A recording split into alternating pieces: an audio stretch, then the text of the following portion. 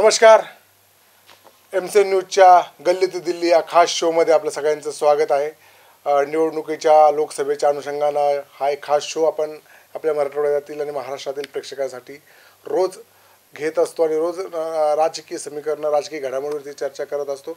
माझ्यासोबत माझे सहकारी MC न्यूजचे सल्लागार, संपादक, एक ज्येष्ठ राजकीय विश्लेषक संजय वरकड सर आहे. सर, आपलं स्वागत आहे. नमस्कार. कालपासून आजपर्यंत बऱ्याच घडामोडी घडत आहेत आणि दिवसेंदिवस जशा निवडणुका जवळ येत आहेत तशा रोज घडामोडी घडत आहेत. पण राज्यात कालपासून ज्या 2-3 गोष्टींची चर्चा आहे त्यावरती आपण जरा चर्चा करणार आहोत. त्यावरती त्या घडणाऱ्या घटनांच्या भोवती काय घडतं आहे त्यावरती आपण त्या प्रकाश टाकणार आहोत. तर सगळ्यात अगोदर ती की काल संध्याकाळी मनसेचे जे अध्यक्ष आहे राज ठाकरे यांचं एक सभा पार पडली आणि मागच्या निवडणुकीमध्ये त्यांनी खूप मोठ्या मोठ्या सभांचा धडाका लावला होता. लावरे तो व्हिडिओ मोदी आणि शहांना जेरीज आणलं होतं. पण यावेळेस त्यांनी बिनशर्त पाठिंबा दिला आहे. कसं बघताय? कारण बिनशर्त देण्यामागचं जी त्यांना एक विधान परिषदेत मिळेल, एक राज्यसभा मिळेल, अशा अनेक चर्चा होत्या. पण त्यांनी काल मात्र मोदींसाठी मी बिनशर्त पाठिंबा देतो अशी भूमिका जाहीर केली. नक्कीच महाराष्ट्राच्या राजकारणामध्ये महाराष्ट्र नवनिर्माण सेना हा अत्यंत महत्त्वाचा पक्ष मानला जातो. त्याचं मुख्य कारण असं आहे की आता येणाऱ्या मुंबई महानगरपालिकेच्या ज्या निवडणुका होणार आहेत तर त्या निवडणुकीमध्ये भारतीय जनता पक्षाला अशी साथ हवी आहे की ज्याच्यामुळं शिवसेनेचा तिथं पराभव झाला पाहिजे. आणि स्वाभाविकपणे एकनाथ शिंदे गटाचा जो ठाण्यामध्ये प्रभाव आहे त्याच्यामुळं ते काही फार शक्य आहे असं काही भारतीय जनता पक्षाला वाटत नाही. त्यामुळं राज ठाकरेंना त्यांनी सोबत घ्यायचं फार पूर्वी बसून ठरवलं होतं. म्हणजे राज ठाकरेंची सभा होण्यापूर्वीच भारतीय जनता पक्षाचे प्रदेशाध्यक्ष चंद्रशेखर बावनकुळे यांनी अत्यंत स्पष्टपणे सांगितलं की आम्हाला खूप आशा आहे की ते आम्हाला पाठिंबा देतील. याचा अर्थ असा होतो की प्रदेशाध्यक्ष पदावरचा एक माणूस राज ठाकरे आपल्याला पाठिंबा देतील असं जेव्हा जाहीरपणे राज ठाकरेंच्या सभेपूर्वीच सांगतो तेव्हा त्याचा स्पष्ट असा अर्थ होतो की तिथं नक्कीच काहीतरी चांगली चर्चा झालेली आहे आणि एका मार्गाने ते निघालेले आहेत. राज ठाकरेंनी भलेही त्यांचा भूमिका स्पष्ट करताना काही गोष्टी सांगितल्या की उदाहरणार्थ त्यांनी असं सांगितलं होतं की नरेंद्र मोदी पंतप्रधान व्हावेत असं मला पहिल्यांदा वाटलं होतं. म्हणजे भारतीय जनता पक्षामधून सुद्धा कोणी म्हटलं नव्हतं. त्यावेळेस मी असं म्हटलं होतं की 2014ला नरेंद्र मोदी पंतप्रधान व्हायला पाहिजे होते.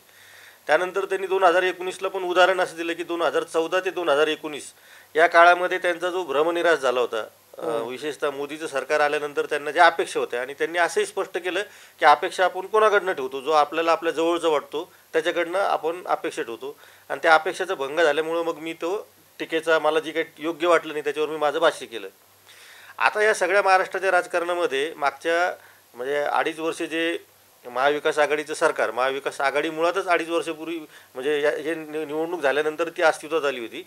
त्याच्यानंतर त्यांनी 2.5 वर्ष सरकार चालवलं आणि त्या काळामध्ये कोरोना होतो आणि मग ते उद्धव ठाकरे घराच्या बाहेर पडले आणि इथपासून जी टीका सुरू झालेली आहे तर आत्ताच्या लोकसभा निवडणुकापर्यंत ते सगळं वातावरण तसंच आहे. आत्ता अशा परिस्थितीमध्ये उद्धव ठाकरेची लोकप्रियता आहे तशीच आहे, किंबहुना ती वाढत आहे असं भारतीय जनता पक्षाला आता सध्या वाटते. आणि ही वस्तुस्थिती पण आहे. कारण उद्धव ठाकरे या सगळ्या फाटाफुटीनंतर आणि 40 आमदार सोडून गेल्यानंतर मूळची जी त्यांच्या भाषेमध्ये त्यांची नकली शिवसेना ज्याला म्हणतात उद्धव ठाकरेंची, तर ती काही तिचं अस्तित्व राहणार नाही असं अनेकांना दावे केले जात होते. वाटत किती लोकांना तर माहिती नाही, खोटे ठरवले. पण ते दावे त्यांनी आत्ताच्या घडीला तरी खोटे ठरवले. निकाल निवडणुकीचे काय लागतील आपल्याला 4 जूनची वाट बघावी लागेल. परंतु हे दावे खोटे ठरत असताना आणि उद्धव ठाकरे कुठल्याही पद्धतीनं विचलित होत नसताना राज ठाकरे यांनी बिनशर्त पाठिंबा दिला. आता बिनशर्त पाठिंब्यामुळे महाराष्ट्राच्या राजकारणात काय परिणाम होतील हे आपल्याला सगळ्यात महत्त्वाचं बघावं लागेल.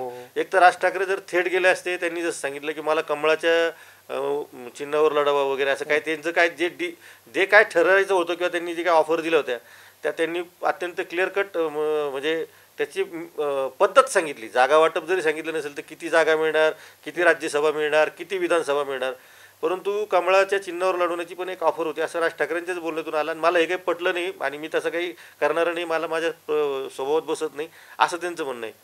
मग अशा परिस्थितीमध्ये राज ठाकरेंनी बिनशर्त पाठिंबा दिला. त्याच्यावरती सोशल मीडियावर काय प्रतिक्रिया चालू काय तो आपण चर्चा करायची गरज नाही. पण बिनशर्त पाठिंबा म्हणजे काय तर महाराष्ट्र नवनिर्माण सेनेचे कार्यकर्त्यांनी नरेंद्र मोदी यांच्या नेतृत्वाखाली जे सध्याचं सरकार अस्तित्वात आहे त्याला निवडून आणण्यासाठी परत काम करायचं आहे. पण ते काम करायलाच पाहिजे असं काही त्यांच्याकडं बंधन पण, कारण त्यांची काही उमेदवार असणार नाहीत. त्यामुळं भाजपच्या सगळ्या पदाधिकाऱ्यांना जिथं मनसेचं आता आपण काय म्हणतो त्याला की पॉकेट वोट असंच म्हणतो त्याला की जिथं Pocket राहील, त्यांचं पॉकेट वोट जिथं आहे जिथं त्यांचा थोडाफार प्रभाव आहे अशा ठिकाणी भाजपच्या जे कोणी उमेदवार असतील, जिल्हा संघटक असतील, तिथले स्थानिक पदाधिकारी असतील, त्यांनी मनसेच्या कार्यकर्त्यांना सोबत घ्यायला हरकत नाही असा त्यांनी कार्यकर्त्यांना संदेश दिला. मग आता सोबत घेण्यामध्ये जे काही पद्धती असतात सगळ्या ठरलेल्या राजकीय पद्धती कोणत्याही पक्षाच्या, मग त्या महाविकास आघाडी असो किंवा महायुती असो, तर त्या कार्यकर्त्यांना एक रस्ता राज ठाकरेंनी दाखवून दिला. पण हे दाखवतानाच त्यांनी असंही सांगितलं की विधानसभेच्या तयारीला लागा. आता विधानसभेच्या तयारीला लागा, विधानसभा लांब आहे अजून, पण म्हणजे टप्प्यात आलेल्या आहेत, परंतु त्याला वेळ आहे अजून. त्यामुळे विधानसभेच्या तयारीला लागा असं सांगून त्यांनी कार्यकर्त्यांमध्ये एक नव चैतन्य आणलेलं आहे. कारण जे लोकांना असं वाटत होतं की मला मनसेकडनं मतदारसंघामध्ये, फार मतदारसंघामध्ये नसेल कदाचित, परंतु मुंबई असेल किंवा मुंबईच्या बाहेर काही मतदारसंघ आहेत की जिथं असं लोकांना, काही उमेदवारांना वाटत होतं की आपल्याला महाराष्ट्र नवनिर्माण सेनेकडनं जर संधी मिळाली तर आपण लोकसभेच्या निवडणूक रिंगणामध्ये उतरू शकतो, तर ते आत्ता बाट झालेले आहेत. हा निश्चित, म्हणजे कुठलाही पक्ष निवडणुकांनी मोठा होतो. त्यांनी दोन्ही मागची आणि ही पण लोकसभा निवडणूक लढवत नाही मनसे, ही म्हणजे तो त्यांच्या पक्षाची भूमिका आहे, लढवावी न लढवावी ते त्यांची पक्षाचा निर्णय घेण्यासाठी त्यांचा पक्ष सक्षम आहे. पण राजकीय याच्यावर जी टीका सुरू आहे की त्यांनी ती निवडणूक लढवायला पाहिजे होती. आणि काही त्यांच्या एका पदाधिकाऱ्यांनी आज असंही म्हटलं की हा जो निर्णय घेतला कदाचित काही कार्यकर्त्यांना आवडणार नाही त्याचा. आणि दुसरा जो आहे की त्यांच्यामध्ये ह्या निवडणुकांच्या आशयाच्यामुळं राज ठाकरे जे आहेत ते एक कायम सारखी भूमिका घेत नाही आहे, त्यांच्या भूमिका बदलत आहेत. आणि मागच्या निवडणुकीत आणि ह्या निवडणुकीत त्यांची भूमिका बदलली आहे असा आज दिवसभरातील माध्यमांचा आणि सगळ्या चर्चेचा सूर होता जो आहे तो. त्यानंतरचा दुसरा मुद्दा आहे की वर्षा गायकवाड ज्या काँग्रेसच्या नेत्या आहेत, मागच्या मंत्रिमंडळात शिक्षण मंत्री होतात आणि त्याच्या मागच्याही मंत्रिमंडळात मंत्री होत्या, त्यांनी ज्या जागा वाटप परवा काल जाहीर झालंय, त्या जागा वाटपावरती जी काल संयुक्त पत्रकार परिषद झाली होती महाविकास आघाडीची, आणि त्याच्या जे जागा वाटप जाहीर झालं त्या जागा वाटपावरती त्यांनी नाराजी व्यक्त केली. त्यांनी हायकमांडला फोन केला आहे आणि त्यांनी दूरध्वनीवरनं माहिती दिली की या सगळ्याच्यावरनं, आणि त्या काही वेळ नॉट रिचेबल पण होतात. आणि त्यांनी काँग्रेसच्या काही पदाधिकाऱ्यांची भेट नाकारली, काही भेटायला त्यांना गेले होते. आणि अशी माध्यमांमध्ये किंवा एकूण सगळीकडे चर्चा आहे की त्या नाराज आहे आणि काहीतरी वेगळी वाट निवडतात की काय. त्याचं कारण असं आहे, ते ज्या भागातनं येतात ना मुंबईतल्या, तो त्यांचा दक्षिण मध्य जो कायम त्यांच्यासाठीची उमेदवारी आहे किंवा त्यांच्या काँग्रेसला अनुकूल असं त्यांचं म्हणणं आहे, ती जागा तुम्ही ठाकरे गटाला दिली. आणि त्याच्यावरनं जे आहे काल दुपारपासून तर आतापर्यंत जे आहे ते नाराज असल्याचं बोललं जातं. आणि याच्यावरती माध्यमाने जेव्हा नाना पटोलेंना विचारलं की काय, तर त्यांचं म्हणणं की सगळ्या ठिकाणी असं होत असताना जागा वाटप करताना सगळ्यांना आपण खुश ठेवू शकत नाही.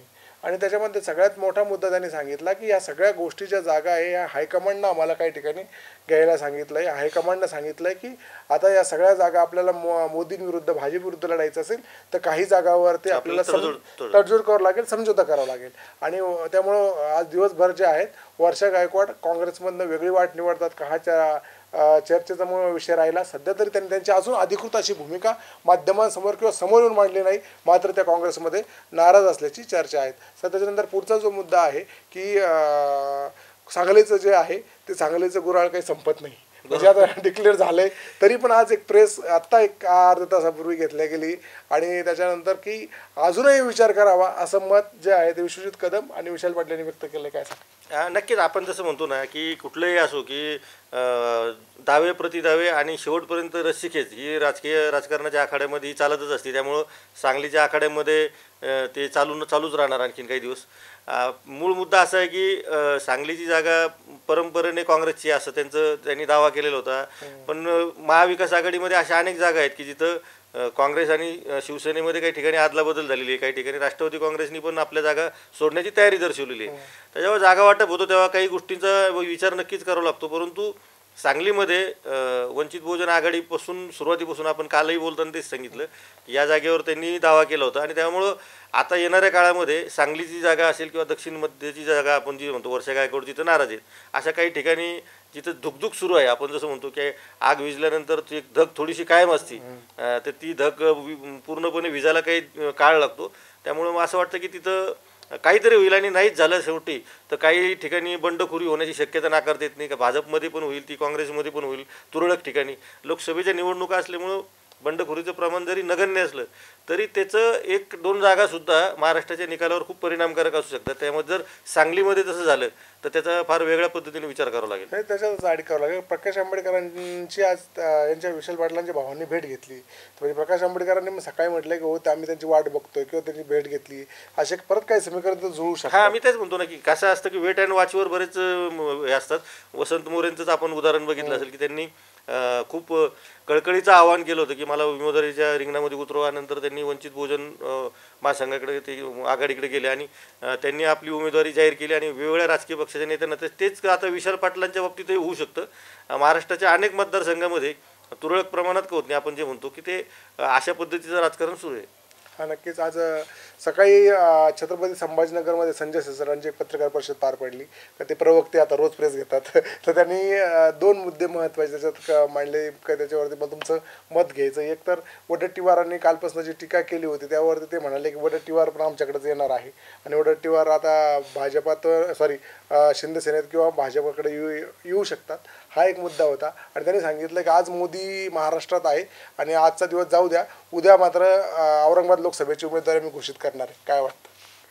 नाही, नक्कीच आता आमच्याकडे येणार आहेत असं संजय शिरसाट जेव्हा म्हणतात तेव्हा ते लोकांना पहिला प्रश्न पडतो की ते भाजपमध्ये जाणार आहे की संजय शिरसाटांची जी शिवसेना आहे त्या शिवसेनेत जाणार आहे.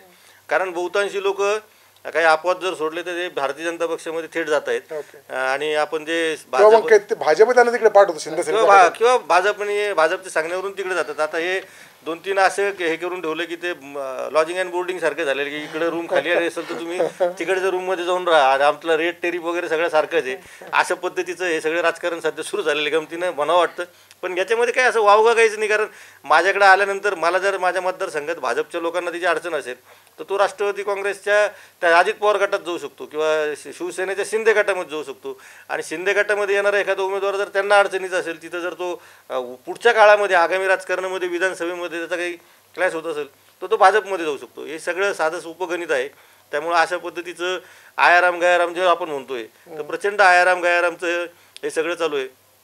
पण याच्यामध्ये देव मला एक असं महत्त्वाचा मुद्दा मांडायचा आहे की महाराष्ट्रामध्ये असं पूर्वी असं होतं की अमुक अमुक पक्षाचा हा नेता आहे आणि हा कधीच त्याला सोडून जाणार नाही, असं एक जे आश्वासक वाटत होतं की हा माणूस आपल्या विचाराशी आणि आपल्या परंपरेने वर्षानुवर्षे त्यांनी जे राजकारण केलं आहे तर त्या राजकारणाला तो सोडचिठ्ठी दिला असं वाटत नव्हतं. परंतु आता जसं विजय वडेट्टीवाराचं आपण सांगितलं, काँग्रेस मध्ये आता मोजकेच लोक राहिलेले आहेत फार की ज्यांची नावं घेतली जाऊ शकतात, जे आमच्याकडे येणार आहेत. त्यामुळं राहिले लोकसुद्धा आता भाजपला आणि त्या गटाला काँग्रेसमधून त्यांच्याकडे घ्यायचे असतील का, हा एक सगळ्यात महत्त्वाचा विषय आलेला राहील. त्याची नावं चर्चा करून झाली, येणारे जाणारे सगळे झालेले आता. आणि त्याच्यात म्हणजे सरांचा जो मुद्दा आहे तो पूर्ण की पहिलं म्हणलं जायचं की महाराष्ट्राचा बिहार होतोय का किंवा काही होतंय, बाकीच्या राज्यांची नावं घेऊन हिनवल्या जायचंय. पण आपली राजकीय परिस्थिती किंवा एकंदरीत परिस्थिती इतकी वाईट झाली की ते लोक आपल्याला चिडवत असतील. आता चिडवतात, ते म्हणतात आमचा अपमान करू नका, आम्ही महाराष्ट्रासारखं करत नाही. कारण हे असं खरं घडलेलं आहे. गुवाहाटीमध्ये जेव्हा हे सगळे आमदार थांबले होते तिथं भारतीय जनता पक्षाचं सरकार आहे, तर तिथल्या काही स्थानिक लोकांनी असं सांगितलं होतं की आम्ही अशा पद्धतीचं राजकारण करत नाही, तुम्ही दुसरं राज्य शोधा. ही अक्षरशः वस्तुस्थिती अशा बातम्या पण आल्या होत्या. त्याच्यातलं सगळं तथ्य तपासायचं असेल तर ते तपासावं लागेल. परंतु अशी एक रिॲक्शन यायला लागली ना की महाराष्ट्रामध्ये काही पण व्हायला लागलं. ही फार वाईट पद्धतीनं महाराष्ट्राचं चित्र चाललेलं आहे सगळीकडे. हां, निश्चितच. आणि दुसरा जो मुद्दा होता की आज उद्या डिक्लेअर होईल जागा असं वाटतंय. इथली जी आहे ती 5-7 जागा बाकी आहेत. जो तिढा आहे तो महायुतीकडनं सुटेल आणि ती जागा डिक्लेअर होईल. आपण फक्त रोज त्या जागेवरती चर्चा करतोय, पण कारण औरंगाबाद लोकसभा मतदारसंघाची लढत, ती जागा जोपर्यंत स्पष्ट होत नाही कुणाला सुटणार तोपर्यंत लढत स्पष्ट होत नाही. ऑलरेडी तर 3 उमेदवार तर रिंगणात आहेत जे दावेदार मानले जातात. खैरेंचं तिकीट जाहीर झालं आहे, खैरे रिंगणात आहे शिवसेनेकडनं, महाविकास आघाडीकडनं. इम्तियाज जलीलांची स्वतःची उमेदवारी आहे, तिकडं अफसर खान वंचितकडनं लढत आहेत. आता इकडनं कोण, असं एक झालं तर एक पूर्ण जे आहे ते होईल. याविषयी आपण रोजच्या शोमध्ये थोडी तरी चर्चा करतो. मला असं वाटतं की जोपर्यंत निकाल लागत नाही तोपर्यंत आपण रोज चर्चा करायला पाहिजे. कारण त्याचं मुख्य कारण असं आहे की आपण आपल्या भूमिकेवर अजूनही ठाम आहोत. आपण दोघांनी पण हा मुद्दा पहिल्या दिवसापासूनच उपस्थित केला होता आणि आज आपण परवा जे बोललो होतो ती आजची परिस्थिती की आपण परवाच असं विधान केलं होतं या शोमध्ये की संदीपान भुमरे यांचं नाव आता पुढे आलेलं आहे आणि ते ज्या अर्थी फायनल होत नाही त्या अर्थी त्यांना ते आता बाजूला करायचं आहे की नाही असा एक मोठा संशय तयार झाला होता आणि आज त्याच्यावर परत शिक्कामोर्तब होतं काय अशी परिस्थिती परत निर्माण झाली कारण इतकं वादग्रस्त त्यांच्याविषयी सगळे वाद म्हणजे ते वादग्रस्त मंत्री पालकमंत्री असून सुद्धा त्यांना खूप काही करण्यासारखं होतं त्यांनी पालकमंत्री म्हणून फार काही केलं नाही अशी चर्चा आता त्यांच्याच गटात सुरू झालेली म्हणजे शिंदे गटात नाही पण भारतीय जनता पक्ष हीच चर्चा करते त्यानंतर त्यांच्याविषयी ज्या रोजगार हमी योजनेच्या असतील बाकी सगळ्या ज्या तक्रारी असतील त्या तक्रारीचा सगळा पाडा वाचायला सुरुवात झाली याचा अर्थ काय होतो की शिंदे गटाचा जो कोणी उमेदवार येतो त्याला 2-3 दिवस चर्चेत ठेवायचं आणि त्याला बात करण्यासाठी काहीतरी हालचाली करायची ह्या अंतर्गत कुरगुडीचं राजकारण आहे आणि मला असं वाटतं की भारतीय जनता पक्ष अजूनही ही जागा सोडायला तयार नाही आता दुसरा मुद्दा येतो आपण जो तुमचा मुद्दा तर तुम्ही कंप्लीट कराच पण दुसरा मुद्दा असा येतो ह्या सगळ्या केसमध्ये आता एकनाथ शिंदे तर जागा सोडायला अजिबात तयार नाही ही ताजी माहिती आहे